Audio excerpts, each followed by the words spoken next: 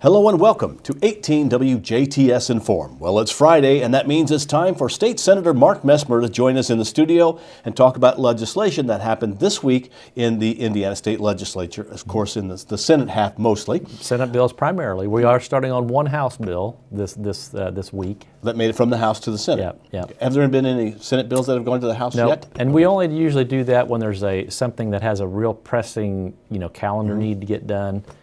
This year, it was, I think it's Senate bill, or House Bill 1258, I believe.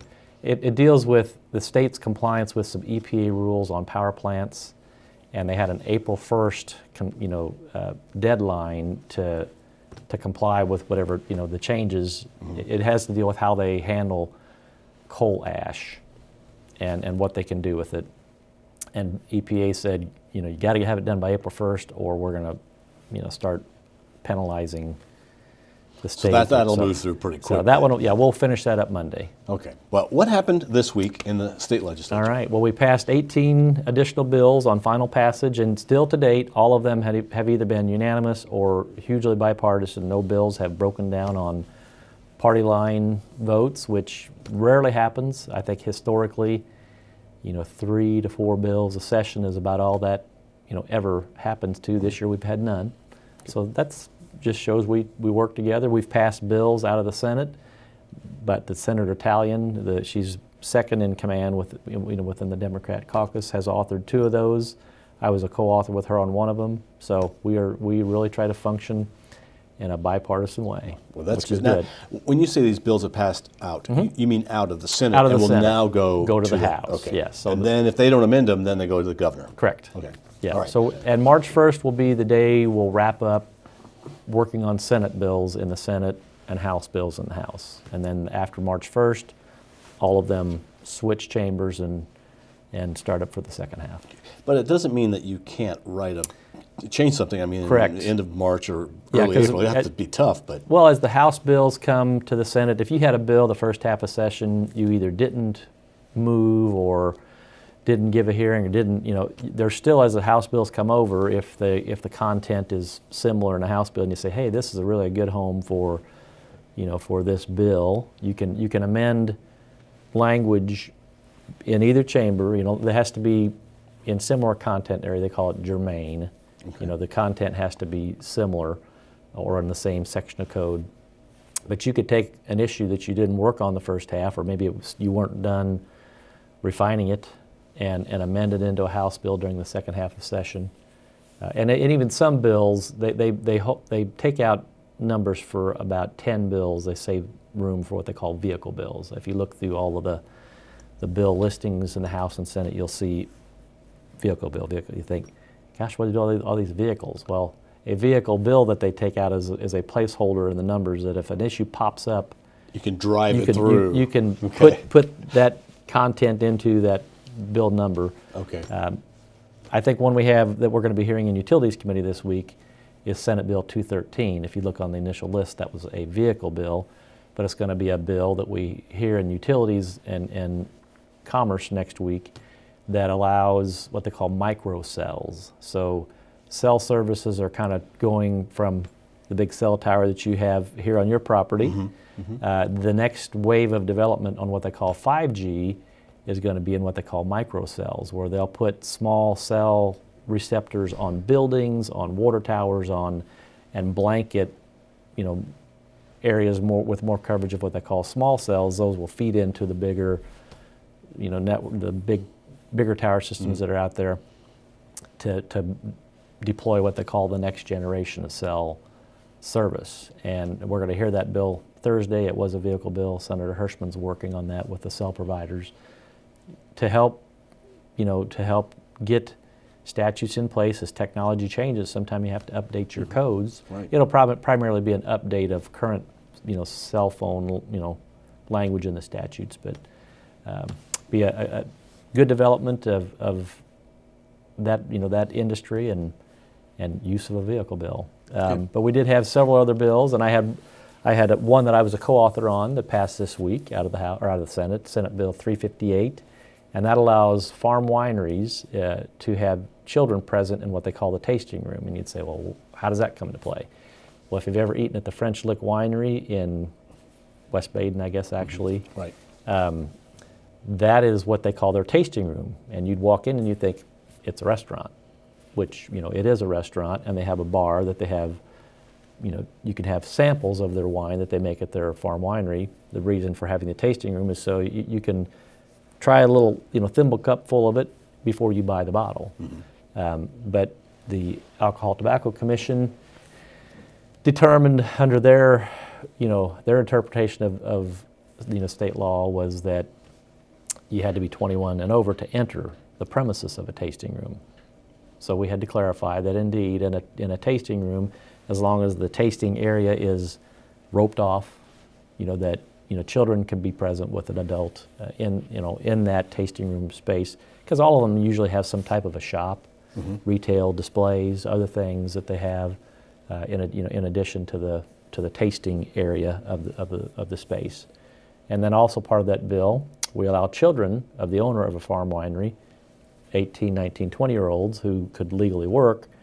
They were, ATC thought in their view they would be, you know, prohibited, you know, from working, you know, at the farm winery. But, you know, we don't let them sell, you know, the alcohol product, but the process of loading and unloading trucks and things that you're not actually, you know, handling, you know, the alcohol itself. Plenty of things that a kid could be used to help, you know, train the next generation. These are almost always family operations, and help, you know, groom them to take over the family business. So those were part of that bill, and that passed out, I think it was 38 to 11 this week, and goes to the House for further consideration. Hopefully it gets a smooth treatment over there. But we had a few other bills that. Another one that I thought was interesting that Senator Houchin worked on that had passed and had some areas in her district that this really became a problem. Senate Bill 182 requires that the maximum term you can write a school superintendent's contract for is 3 years. She had an area where they wrote a 9-year contract for a superintendent. A couple years into it, decided they wanted to terminate that superintendent. Had a buyout clause that cost that school corporation $700,000.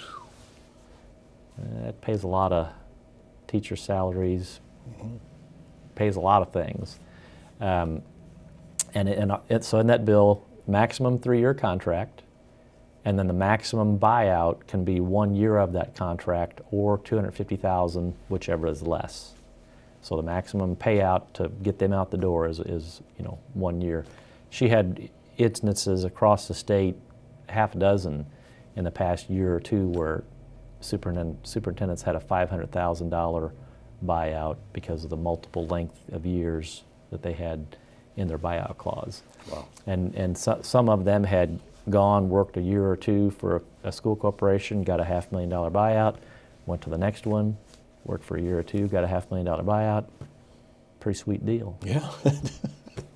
So we'll put some limits on that. Doesn't cap what they can make. It just says maximum 3-year contract term, maximum 1 year, you know, buyout provision. So seems like reasonable. Sure. Regulation. We'll see. And then some child protection bills that we worked on this year. 3 of them that passed this week in the Senate. One was Senate Bill 34, and it requires that teachers within a school district, instead of only doing a background check when they're hired, every 5 years they got to go back and recheck the background records of staff. We had a situation, and one was around in Annapolis, where somebody who had, after they had been hired, had child molestation charges against them. They never got terminated. Then something happened, you know, at school, and they find out, you know, gee whiz, this individual had, you know, sexual predator felonies and never disclosed it, and so every 5 years have to recheck everybody. It required another one, Senate Bill 298, requires that you do the background check before you hire them. Current law allowed that to be within the first 90 days of employment. So why give a sexual predator 90 days in the classroom before you run the check, run it before you start. And another one was Senate Bill 249, and it requires that schools actually call the references that somebody gives them in an employment application. So you think people would check the references, you think they would do the, so those all three work together to help make sure we're keeping, people that don't need to be around our kids, out of their space.